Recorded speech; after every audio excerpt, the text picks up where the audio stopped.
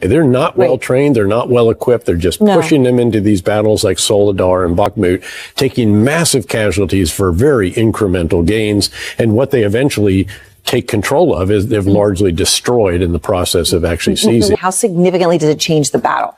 Well, it's hugely significant, and it's significant symbolically that this next step is being taken. It's very significant substantively on the battlefield. The tank is the centerpiece of combined arms operations, which are what will be necessary to have successful offensives this summer, maybe late spring, by Ukraine to take back, to liberate more of the territory that Russia has occupied since 24 February. That tank is the piece around which everything else will be built. There are infantry fighting vehicles. We're already providing those, training them in Germany. There will be artillery. We've provided a lot of that. There will be air defense, engineers, electronic warfare, EOD, drones out front. But all of this exists to get that tank to the decisive point on the battlefield and to keep it essentially invulnerable from the various threats that could be presented to it. And so the tank really is the centerpiece. And you're saying the M1 Abrams, from your experience with it, is as impenetrable as a vehicle as exists. It's extraordinary. Obviously, during the fight to Baghdad, I was a 2-star general. If it employed correctly and you keep the enemy's infantry away with their anti-tank guided missiles, you clear the obstacles and mines and so forth, that 120 millimeter cannon is enormously powerful and effective, and it will take out anything else that is out there. But the key is you've got to have those as the centerpiece. Of course, you got to train on those, and so there will be an effort, I'm sure, very quickly, if not already ongoing, perhaps training them on our tanks before these tanks are procured by General Dynamics, and then the others that are going to come, the Leopard 2s from Germany, Poland, and the other European countries that have them, as well as the Challengers. And again, this is only a third of what it is that Ukraine would like to have in a perfect case. This is quite a powerful, this is a lot. This is multiple battalions, probably 2 brigades at least of armored and mechanized infantry forces with all of the other elements around it.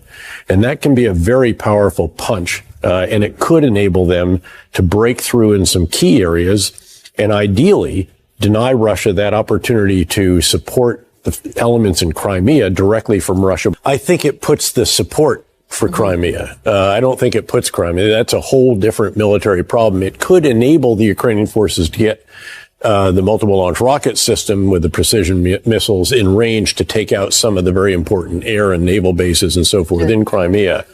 But to sever the ability to support Crimea would be of enormous value and enormous importance. Do you think a real escalation of a nuclear situation is on or off the table right now? I think it's unlikely, highly unlikely, because I think we've communicated effectively to him that this would put him in a worse situation after its use than before. And that has to continue to be the message. Look, we have to do everything we can as quickly as we can to enable Ukraine to show Russia and to show Putin that this is not sustainable, that this war is not sustainable on the battlefield, where they've already lost 8 times the soldiers they lost in nearly 10 years in Afghanistan. And also, by the way, through our financial, economic, and personal sanctions and export controls, which we need to tighten further to show Putin it's unsustainable at home. He's actually doubling down. He's just announced, and his Minister of Defense has confirmed, that they want to increase the size of their armed forces by 150 to 200,000. So trying to get the military industry stood back up. And again, we have to convince him that this is not going to achieve the progress, that this is going to be a losing proposition, because until then, there will not be meaningful negotiation. There is not going to be that kind of support. And these lines have been drawn very, very clearly by President Biden, the NATO Secretary General, other leaders of NATO countries. We should be doing everything we can to enable Ukraine. By the way, keep in mind that Ukraine, a country less than 1/3 the population of Russia, has out-generated forces. In other words, it's done better at recruiting, training, equipping, and employing additional combat capabilities, supported by, $27 billion just in arms and assistance from the United States alone, as well as others. The M1 Abrams tank, the U.S. main battle tank, it's much heavier than the others. It's a good 10 tons heavier than the Leopard 2, the German tank. It's much more difficult to maintain. It's a jet engine, basically a turbine, 1,500 horsepower turbine surrounded by armor. The spare parts and all the rest of that, the diagnostics are very, very challenging. That said, if giving 14 tanks, say an armored company's worth of tanks to Ukraine, allows the Germans to provide Leopard 2 and, as importantly, to approve the transfer of Leopard 2s that other countries have, Poland, the Baltic states, Finland, some others in NATO that have those, then I think it's very much worth it. And I think it's time to get on with this, frankly. This is another one of those pivotal moments in Ukraine. The battle lines have been pretty static. Russia has been making incremental gains at great cost, but they're on the offensive. We know that Ukraine, they've said that they are planning an offensive for the spring. If they're going to have competent and capable combined arms capabilities, so not just tanks, but also infantry, fighting vehicles, artillery, mortars, air defense, engineer, close air support, etc., you've got to train for that. Some of that is ongoing right now at our training base in Germany. Tomorrow is the hugely important gathering of the coalition that comes together of NATO and Western countries to provide arms, ammunition, and assistance to Ukraine.